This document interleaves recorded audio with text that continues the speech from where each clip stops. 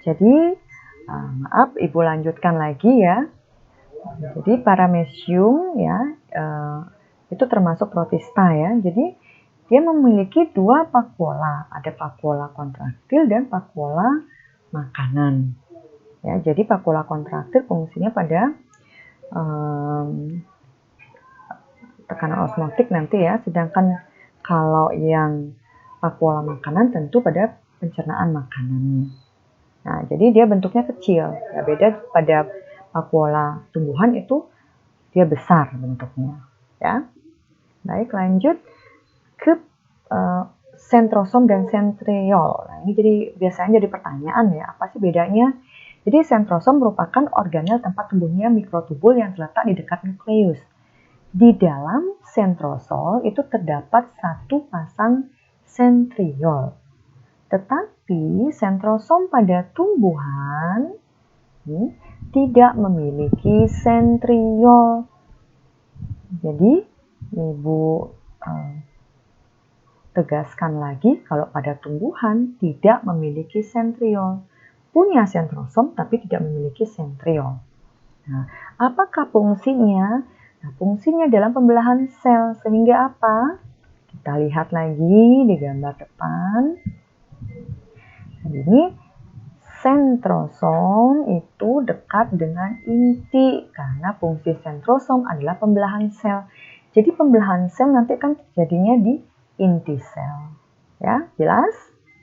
Lanjut lagi. Oke, sistoskeleton. Jadi sistoskeleton merupakan kerangka sel yang kuat dan lentur. Jadi fungsinya untuk menyokong dan mempertahankan bentuk sel, juga sebagai tempat tertambatnya beberapa organel sel. Nah, ini dibagi menjadi mikrotubula, filamen intermediate atau filamen antara, dan ada mikrofilamen atau filamen aktin. Jadi kalau pada tumbuhan yang memberikan rangka membentuk selnya itu kan dinding sel. Nah, kalau pada sel hewan dia tidak punya dinding sel, maka lebih banyak dia sistoskeletonnya yang berperanan untuk memberikan rangka selnya. Nah, seperti ini nak. Ya, jelas. Kita lihat sekarang. Nah, ini perbedaan sel hewan dan sel tumbuhan. Jadi,